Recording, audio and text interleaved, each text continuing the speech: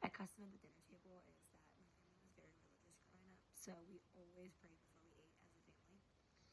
A belief that I hold dear is that children should always be protected at all costs. My mom was always like that. She was always an advocate for children, and I feel like that's just something I grew up to believe as well, and just something I'll always carry with me.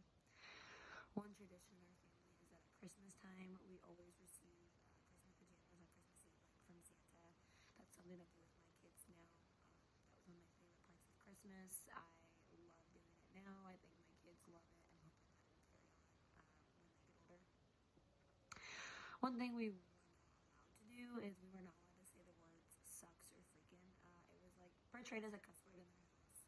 I actually carry that along with me as well. My kids are not allowed to say those words.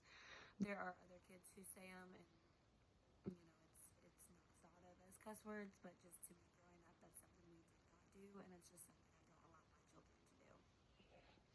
I do believe that religion played a huge part in when I grew up. We were raised apostolic, which is basically like a step down from Mennonite.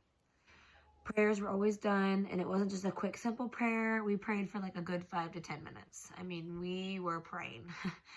And as a kid, it was like kind of got on our nerves. We were just like, what the heck? Like, we're ready to eat. Why are we praying so long? And just because we really didn't understand. Our socioeconomic status, I feel, really didn't play into a huge part of our upbringing. We were kind of like lower middle class.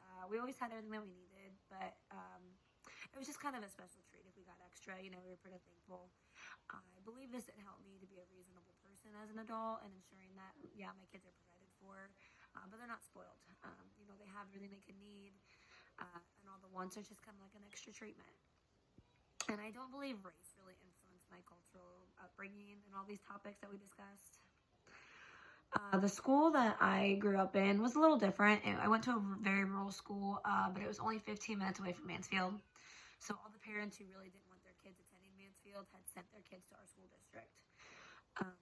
With it being particularly a rural area, half the kids were kind of like farmer country kids, while the others were more of like an urban type. For the most part, everyone got along, especially because most kids from both sections played sports. So the different cultures kind of meshed well. I felt that all in all, we were taught more of a rural cultural background and had very little cultural experiences. Even with the urban kids, they were more of like wealthier urban kids because their parents could afford them to take them to school. So I feel like we didn't really have that aspect in our school district. Even though the majority of our school was white, I feel that we should have been more accustomed to learning about other cultures so we could be more open-minded and accommodating as adults.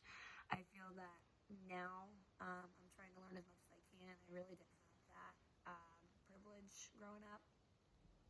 And I would tell the teachers now to incorporate more diversity in our education just to help student growth.